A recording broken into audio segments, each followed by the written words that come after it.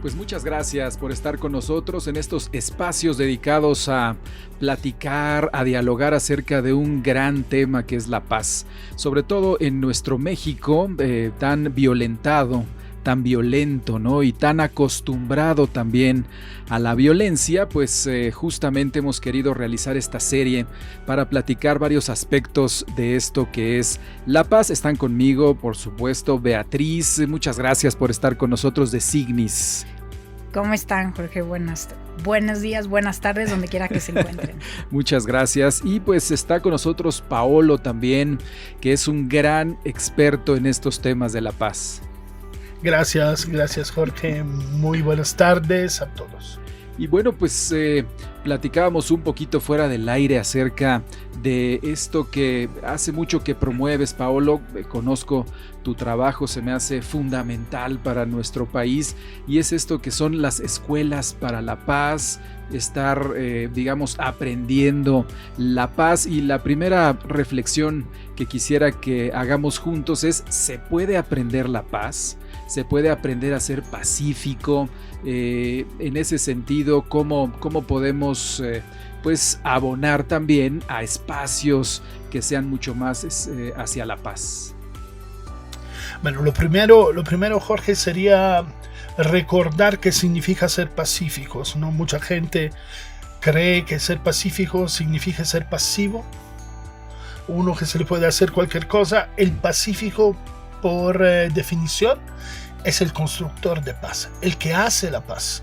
Y por supuesto eso se aprende, y me gustaría decir que no se enseña.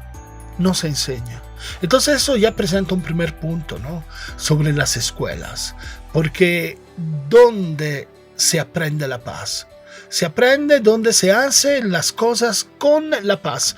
Entonces yo no sé qué opina Beatriz, hablaría más bien de escuelas con la paz, libres de violencia.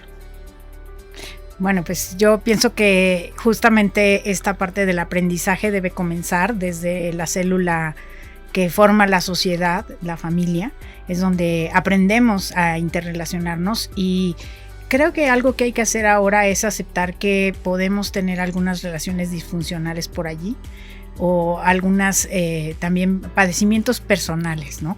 Y hacer una revisión de conciencia para que cada quien entienda por dónde puede aprender a la paz. Y como dice Paolo, que además es mi maestro también, él dice, no enseña la paz, pero yo estoy aprendiendo a hacer esa construcción de paz a través del diálogo, a través de el encuentro con las personas.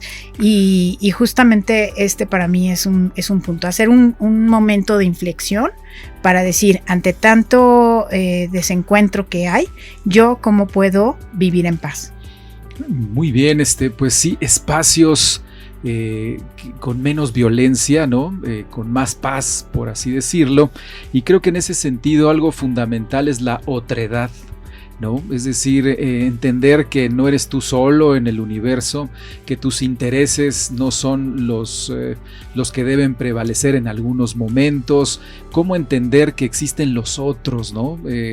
Yo me acuerdo mucho en el personalismo comunitario, ¿no? El yo y tú, cómo transitar al nosotros, ¿no? Que es todo un tema, y precisamente en el y está el gran tema, ¿no? En el yo y tú, sí, sino ser nosotros. Creo que ahí hay un gran tema. Paula, ¿tú cómo lo ves? Bueno, ahí está todo el pensamiento de un gran pensador del siglo XX, que yo aconsejo a todos, a todas, que es Martin Buber. Es un pensador de la tradición judía, un gran filósofo, que escribe Tú y yo, ¿no? Esta obra extraordinaria sobre la otredad.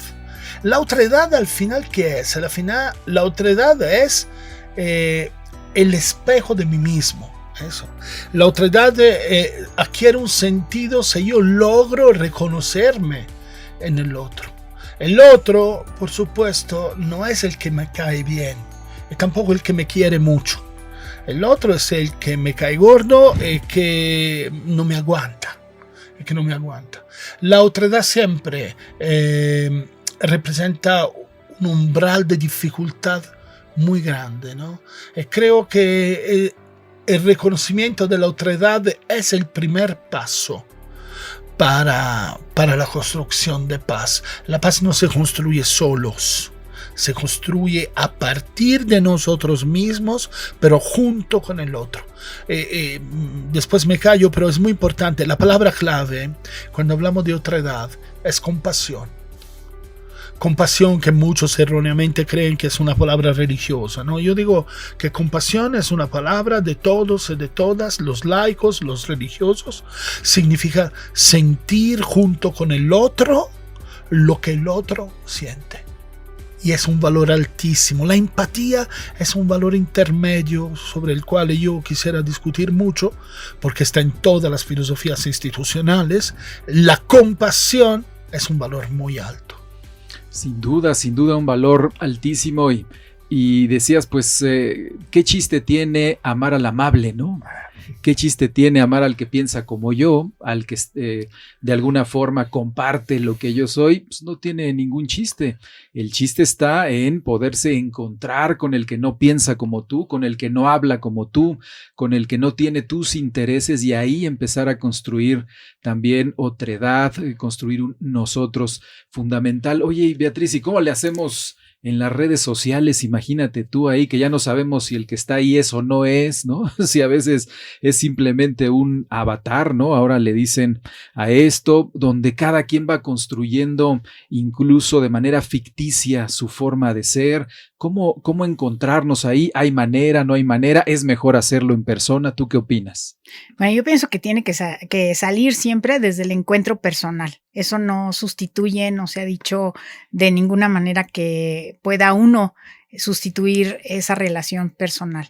Por eso el encuentro también tiene que comenzar con uno mismo, ¿no? Y aquí, así como Paolo ha dicho alguien a quien referirse, pues yo también quisiera contribuir a esta conversación con alguien más, que es Karol Wojtyla, el Papa San Juan Pablo II, quien también desde su filosofía, también pues tomando muchos elementos de los anteriores, de personalistas, hasta dar una forma, un personalismo cristiano, pues justamente nos da la clave para hacer ese nosotros, que es a través del encuentro primero con uno mismo, con su identidad, con comprenderse quién es la persona y también el comprender quién es esa comunidad, cómo es esa comunidad y cómo yo puedo promover y ser constructor de paz.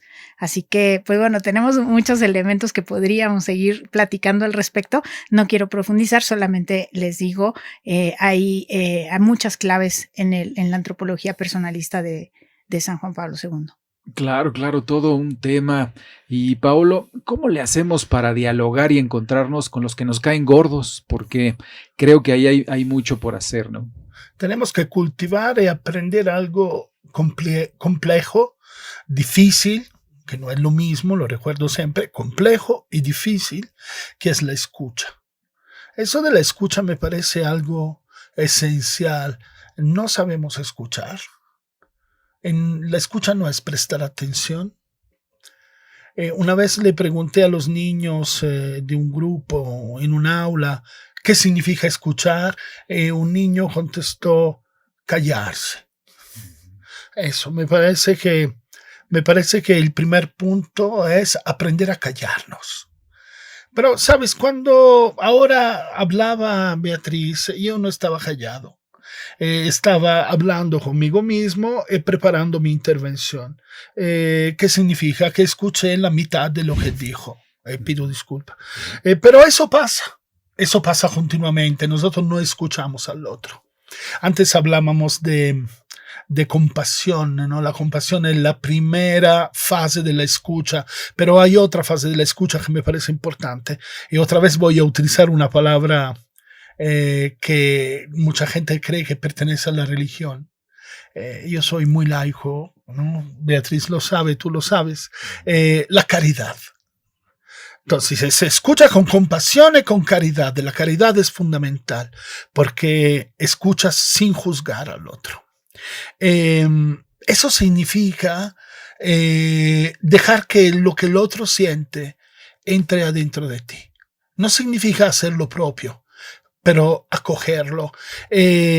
Francisco de Asís sabía como todos los hombres antiguos, que para hacer una verdadera escucha hay que construir el desierto.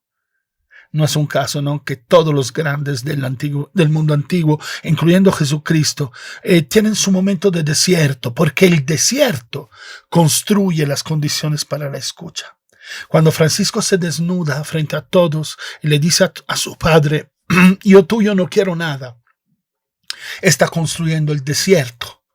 Ese desierto de dónde empezar la escucha.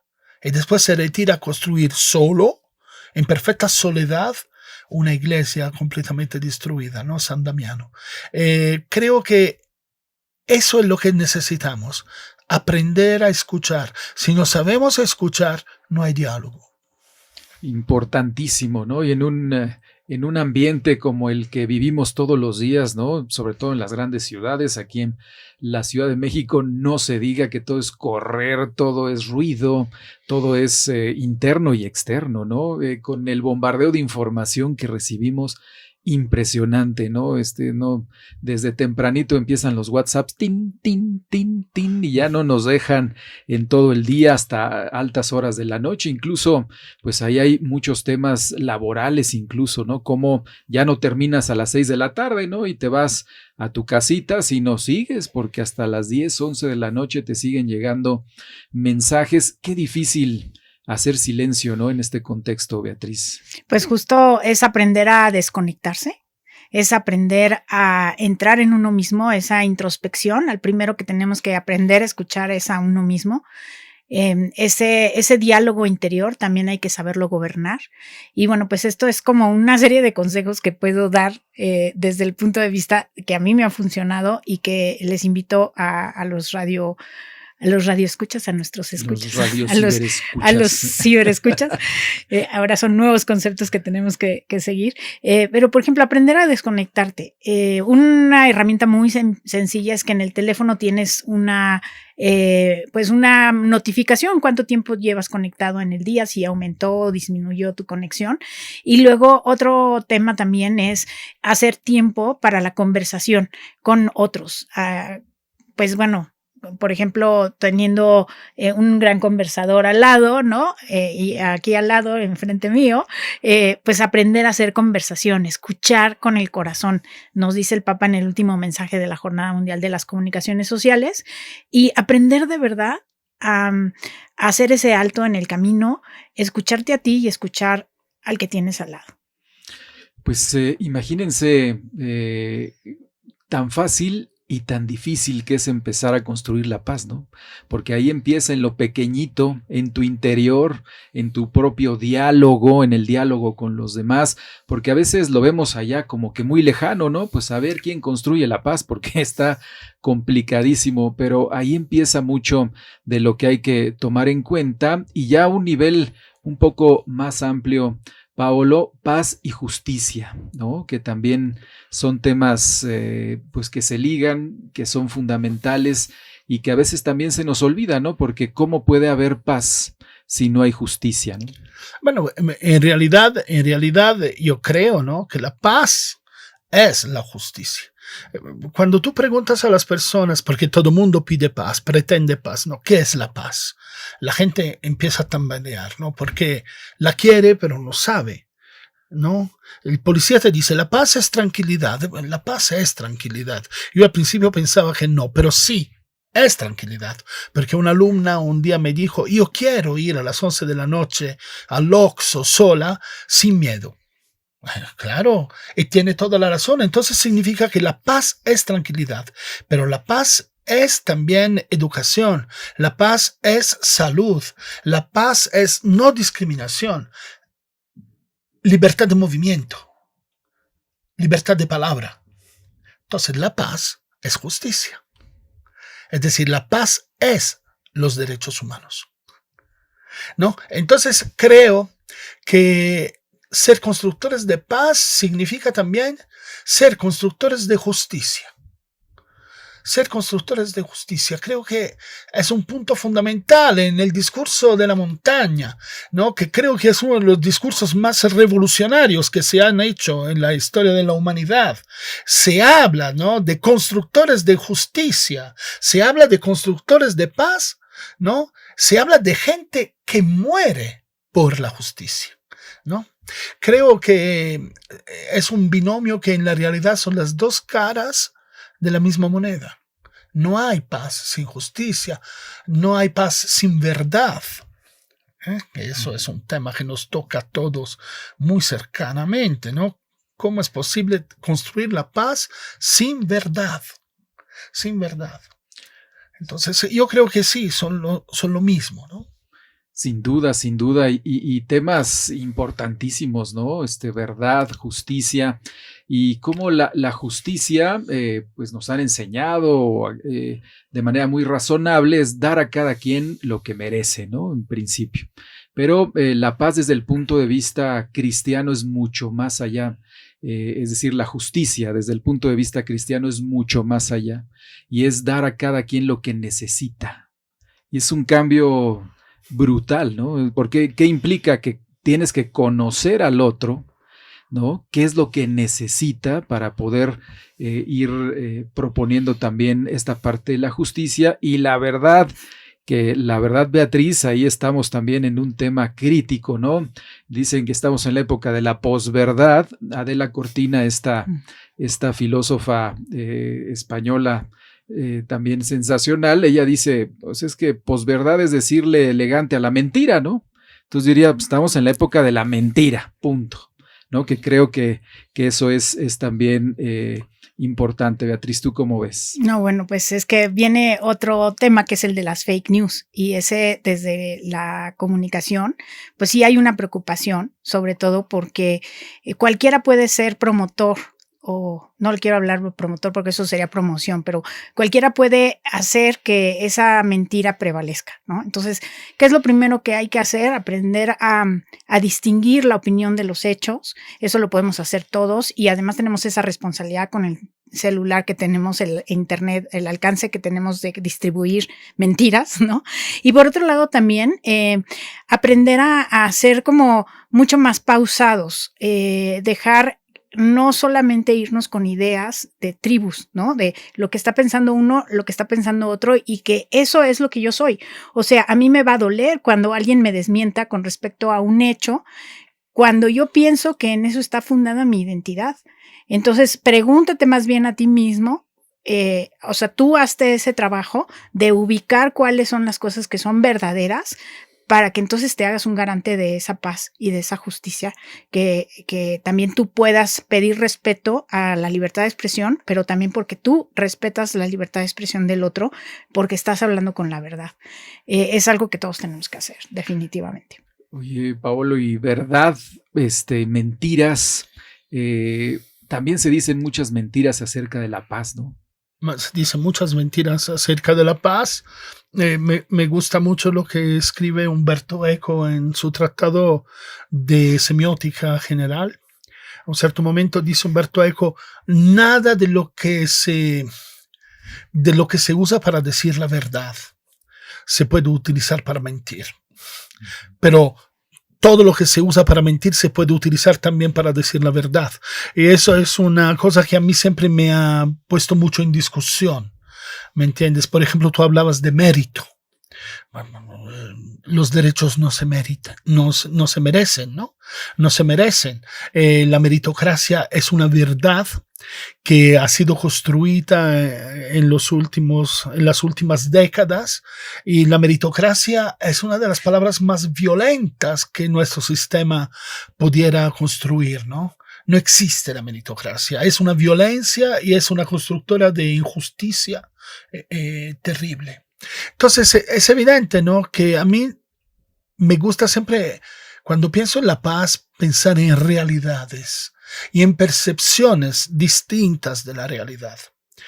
Una cosa es la mentira y una cosa es una realidad distinta a la que yo percibo. La verdad para mí, aristotélicamente, como laico, es inalcanzable. ¿sí?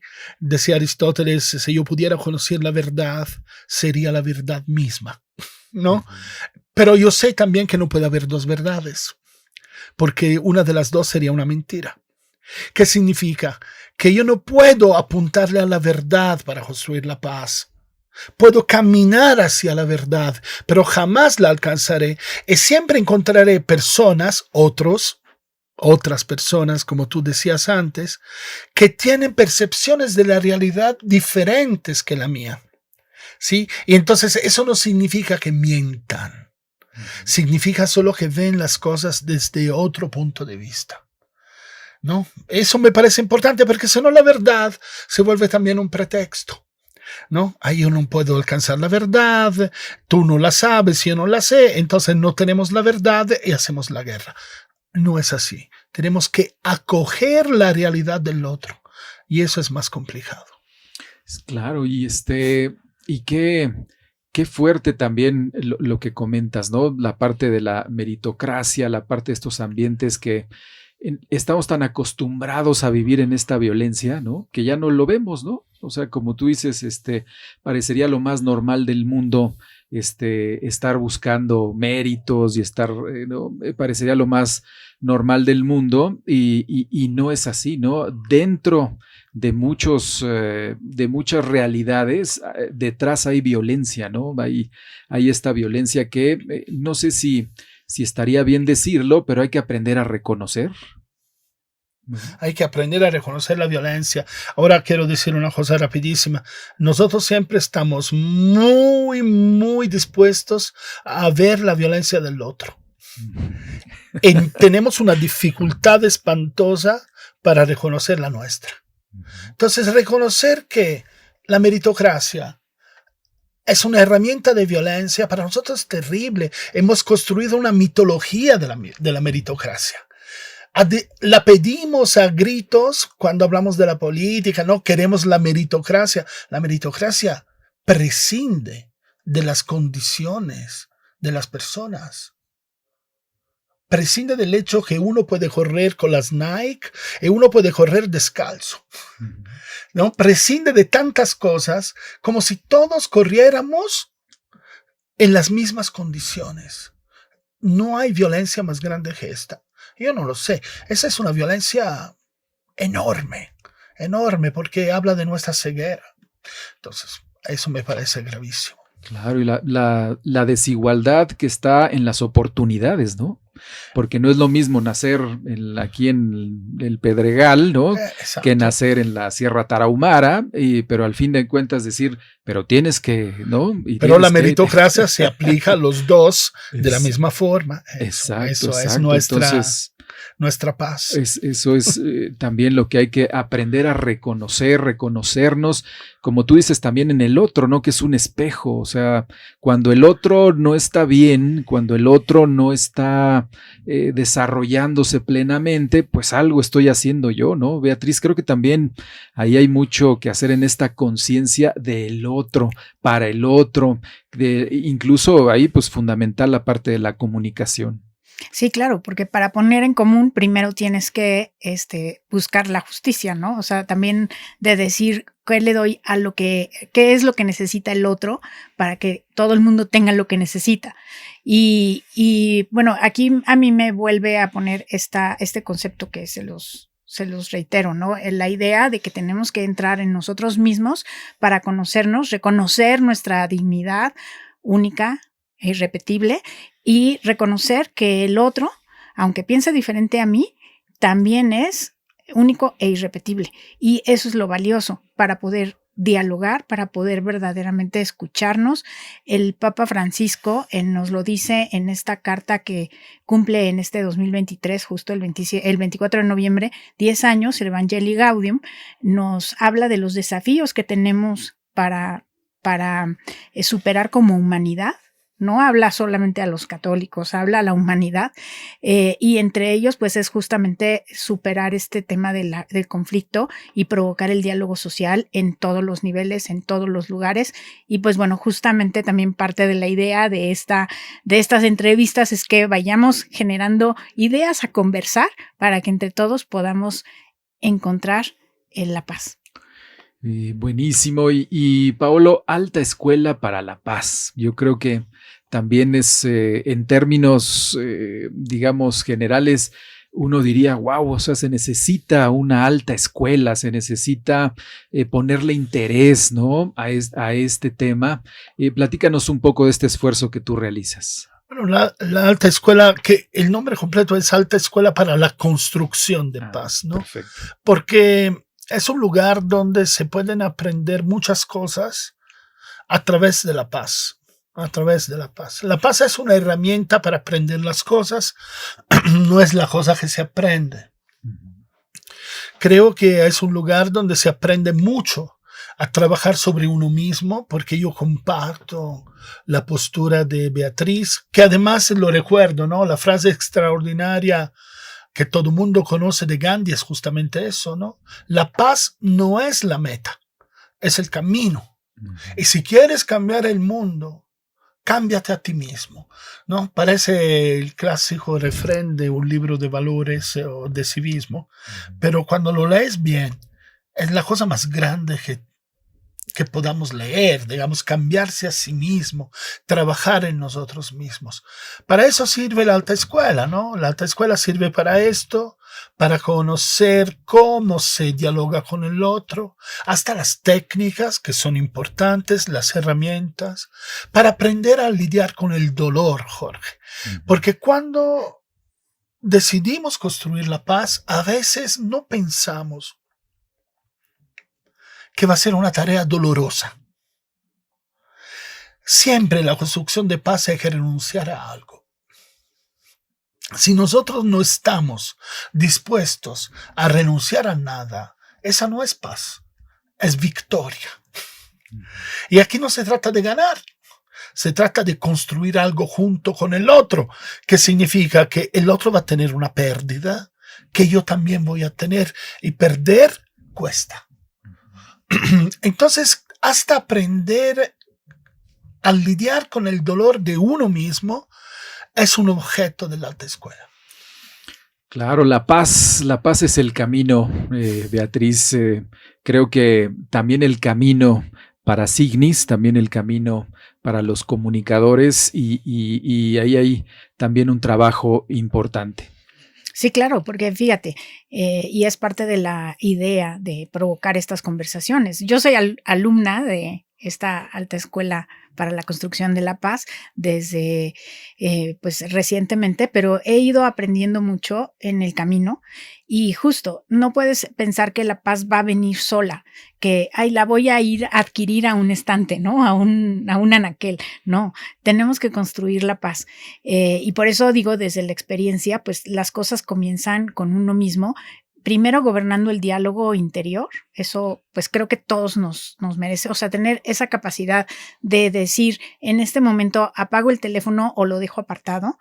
Luego la segunda cosa de decidir qué es lo que yo quiero, con lo que quiero nutrir mi entendimiento, destinar mi tiempo también, ¿no? Si quieres encontrar la paz, si tienes ansiedad, si tienes angustia, querido quien me estés escuchando, de verdad, intenta darte cuenta de cuál es ese diálogo que llevas, ¿no? Si es pesimista, pues vas a estar pesimista, o sea, vas a sentir que no hay camino. Pero en cambio, si tú no te obligas, no es una cuestión de autoayuda ni nada, simplemente cobras conciencia de dónde estás y tomas tus decisiones, nadie va a poder imponer absolutamente nada que tú no quieras en tu interior si tú no lo decides, ¿no? Y entonces vas generando ese propio camino de la paz y vas invitando a otros a que también te sigan a ti. Y lo digo pues como ciudadana, como madre, como esposa, como amiga, ¿no? Que nos tenemos que aprender a escuchar a nosotros mismos y a escuchar a los demás. Y desde la comunicación, algo muy importante también es crear el ambiente adecuado para caminar juntos, ¿no? En los ambientes de trabajo, en los proyectos, en el salón de clase, como que solo con que hagamos algo. Tenemos el eje de nosotros mismos, queremos estar siempre sobre ese, tener la victoria sobre la palabra y olvidamos que lo que importa es el camino, que lo que importa es caminar juntos. Claro, ¿no? Las famosas utopías, ¿no? Que dices, yo camino un paso y la utopía se va un paso más para allá, yo camino 2 pasos, se aleja 2 pasos, yo camino 100 pasos y se aleja 100 pasos. ¿Para qué sirve la utopía? Para caminar, ¿no? Entonces creo que por ahí hay mucho por hacer, Paolo. Y pues, ¿dónde encuentran la Alta Escuela? ¿Hay alguna página de internet donde Sí, te puedan nosotros, localizar? si nos buscan en Facebook, somos Academia Alta Escuela para la Construcción de Paz. Ahí encuentran también cómo entrar a nuestra página, cómo entrar a nuestras otras redes sociales. Me gustaría solamente recordar 2 cosas importantes. Uno, una frase de Antonio Gramsci que me parece extraordinaria, porque cuando escucho la palabra pesimismo siempre tengo como una especie de repulsión, ¿no? Porque el pesimismo es lo contrario de la esperanza. Sin embargo, Gramsci decía algo que a mí me parece extraordinariamente importante. Y yo lo parafraseo. Si queremos construir la paz, necesitamos el pesimismo de la razón y el optimismo de la voluntad. Porque mucha gente es optimista, pero no tiene ganas de hacer nada. El optimismo sin ganas de hacer nada es mera ilusión. Sí, es como mentirse a sí mismos. Y después decirle que se necesita coherencia en todo lo que se hace. La coherencia es un ejercicio cotidiano y muy difícil. El lema de la Alta Escuela es: por mis ideas hablarán los hechos. Creo que es algo que no podemos olvidar nunca. Si queremos hacer la paz o las paces, necesitamos hacerlo con la paz. Con la paz, porque la incoherencia es lo peor que nos pueda tocar en la vida. Muchas gracias, Jorge, por invitarnos. No, hombre, gracias a ustedes. Y pues siempre continuar desde esta esperanza activa, ¿no? Que es la esperanza que se mueve, no esta esperanza de que pues alguien vendrá a resolver las cosas, sino la esperanza también que nos toca todos los días en el trabajo por la construcción de la paz. Pues muchas gracias por haber estado aquí con nosotros. Gracias, Jorge. No, al contrario, y también invitarlos pues a que conozcan a SIGNIS México, que es la Asociación Católica Mundial para la Comunicación. Estamos en Facebook y en las redes sociales, y sobre todo pues a los estudiantes también que quieran conocer cómo trabajar en la paz, que vengan, ven y lo verás. Perfecto, pues muchísimas gracias.